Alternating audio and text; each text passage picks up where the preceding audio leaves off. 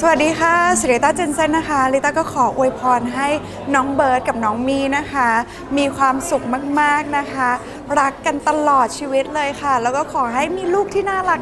นะคะขอให้สองคนนี้เนี่ยมีแต่ความสุขอยู่ด้วยกันแล้วก็เจอแต่ความร่ำรวยความสำเร็จนะคะนี่ไม่ค่อยเลย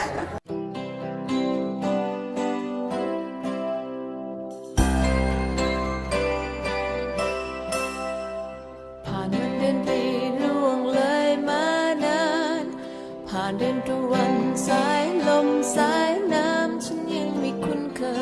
ยรักเป็นอย่างไรเท่าที่เคยมีคนมาเคียงกายไม่เคยมีใจต่อใครสักคนฉันยังไม่เข้าใจฉันต้องการอะไร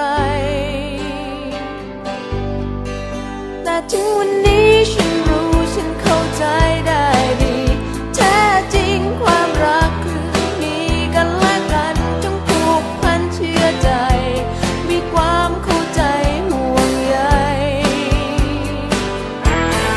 ก็คือเธอคนนี้ที่ทำให้ฉันรู้สึกว่าหัวใจของฉันมันเต็มไปด้วยความสดใสและชื่นช่ำฉันผู้เคย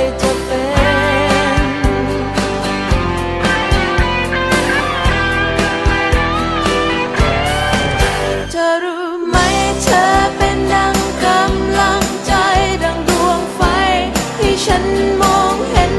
เธอฟ้าร้องลมแรงไม่หวั่นแค่เพียงเรานั้นได้เคียงข้างกันเธอรู้ไหมเธอเป็นดังลมหายใจไม่มีใครคนใดเหมือนดังเธอรักล้นหัวใจท่วมจนไม่รู้จะพูดว่ารักเธอมากเท่าไร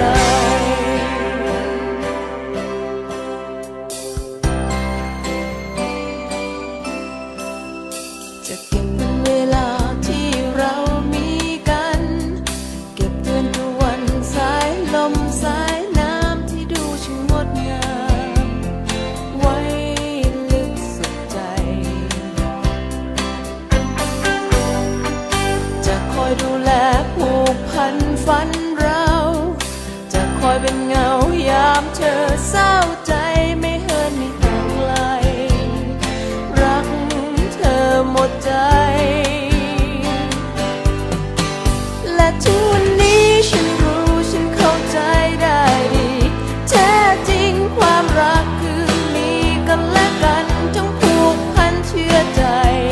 มีความเข้าใจห่วงใย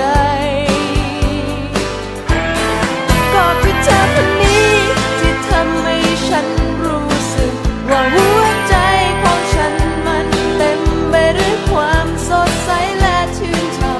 ำฉันคงเคยจะเป็น